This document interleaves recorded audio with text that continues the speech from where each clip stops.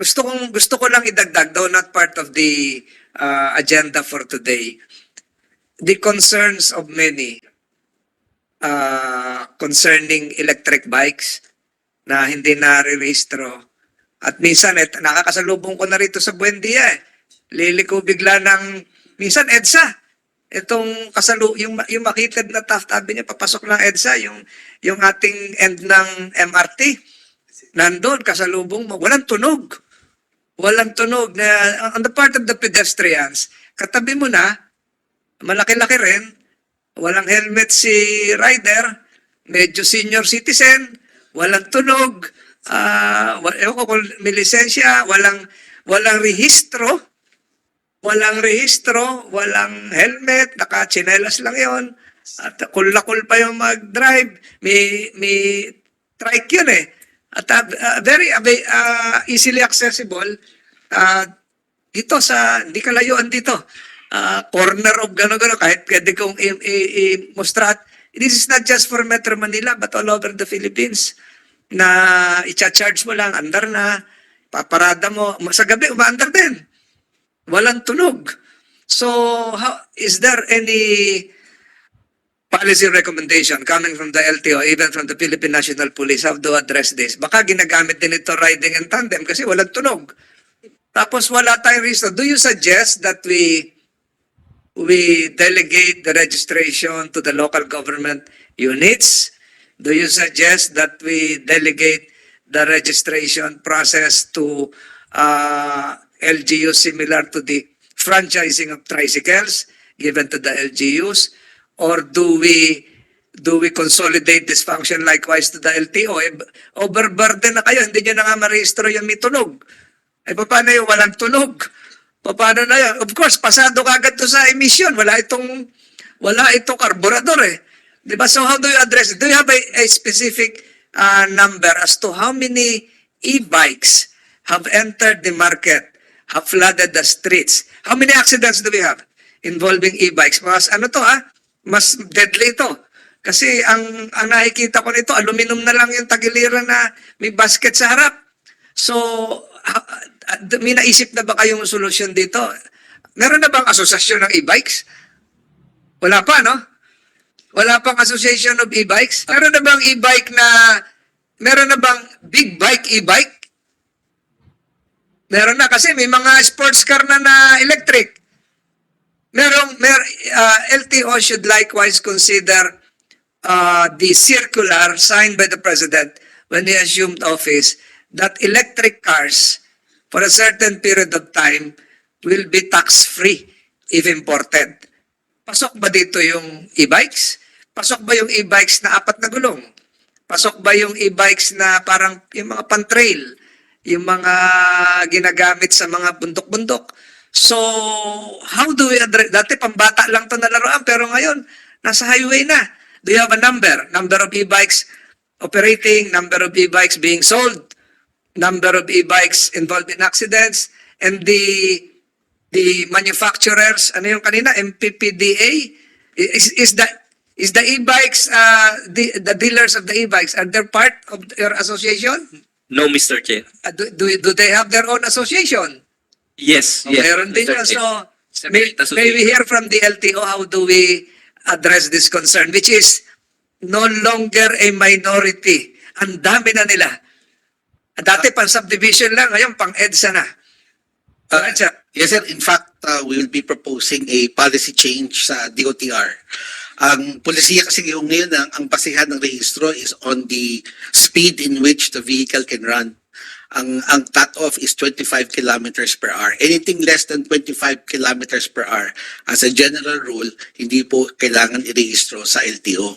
But as you said, Chair, medyo nababahala rin mo kami. Kasi, Than 25 yes, sir. kilometers or miles? Kilometers, sir. Hindi kailangan iparehistro. Pero nababahala na rin po. Yung bisikleta ni Senator JB, 50 kilometers per hour ang takbo nun. Kailangan i-rehistro. Biro lang yun. Yes, So sir. go ahead. Yes, sir. Dipinal yun. Nagagalit sa atin yung We're shifting cycling. out, we'll be proposing a policy change, sir, sa DOTR na wag na basihan ang speed ng sasakyan, but the use of the vehicle. Total, ang batas malinaw po eh. Pag ginamit yung sasakyan, any motorized vehicle used in our roads must be registered with the LTO. At yung driver ng sasakyan na to, kailangan lisensyado. The license can be given to a 16-year-old at the minimum student drivers po yan. No?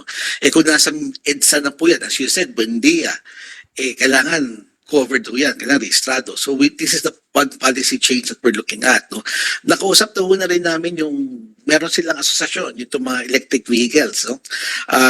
Kinakausap ko namin sila kung paano, we do not want to Vehicles, four-wheelers? Yes, sir. Electric vehicles, two-wheelers? Ito po, Two wheels. 2 and 3 wheelers po to. 2 and 3 wheelers. We've been talking to them since 2 months ago, preparatory to come out with a new policy guideline and for them to support new policies which the government will come out with. So, yan po ang initial direction that we're looking at, sir. Hindi na ako magiging O mag-helmet na rin sila? Ay naman, mamamalengke lang, nagdala na lang nagdala na lang e-bike. pag dumaan Sa Cartimar na malengke, galing Bacoor. may nangyari yan dito sa Sumulong Highway po, papunta ko talagang palengke. Na-aksidente po siya, nagkatamaan. If without helmet, it could have been worse. So talagang kailangan namin pairalin ng road safety. Ito ang pag-uusapan sa DOTR which we will bring up next week po for the discussion change policy ho, na nakikita po namin. Yung sa incentive, we are recommending also na lahat ng klaseng electric vehicle, whether four-wheeled or two-wheeled, ibigyan po ng incentive, no? Pero yung usage lang po ang i-control po sana ng Medyo LTO. na abuso, baka maabuso. Opo. And we'd like, kaya pa naman doon i-register ng LTO yan, no? In fact, bawat pasok ko ng electric vehicle, dumadaan po talaga sa LTO yan. Pero sir, yung driver, walang lisensya yung iba. Mapipilitan na ho yan kung talagang ipapasa itong pulisiyang to, pag dumaan ho sila sa mga major thoroughfares, especially, kailangan lisensyado ho sila. Ang gulong, kasi laki lang ng plato. Ang luneta. Ayun ho mangyayari. Wag ho sila dadaan sa mga major thoroughfares ho natin or major streets. No? Hindi naman kailangan EDSA, kahit Tibog or Buendia, pag sila dumaan doon, kailangan they will have to comply with any other law as applicable to all motorcycles as well. Senator JD. Yes, Mr. Chair. I think we, siguro, ASEC, we really have to fast track yung ano nito, no? Kasi yung proliferation nito, Mr. Chair, napakarami na talaga. It's all over. And hindi naman sa inaano ko, marami dito, hindi talaga lisensyado ang nag-ooperate. So, it becomes a danger for both for them and for others on the road as well. So, I think we probably, Mr. Chair, we should have a separate investigation on the matter or probably the LTO itself can already prioritize kasi road safety na ito na talaga medyo delikado because as I can see it, as I can observe, marami talaga dito ay hindi lisensyado.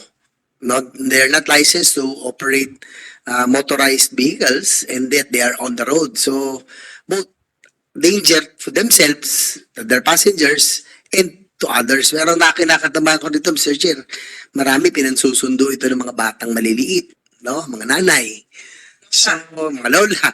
So, yung safety talaga ng mga passengers, I think we really have to prioritize also this issue, Mr. Chair. Umani naman ito ng iba't ibang reaksyon mula sa ating mga netizens. Ayon kay AJ Soldana, okay na to at para mabawasan ang mga e-bike na pasaway sa kalsada. Pahayag naman ni Ronel Pecha, tama yan, at seminar nyo rin sa traffic sign at road sign. At ito naman ang saloobin mula sa ating kababayan na si Manuel Balanquid. Dapat naman talaga irehistro na, laking sagabal lang yan sa mga motorista. Mga kababayan, feel free to comment below para maglabas ng saloobin sa balitang ito.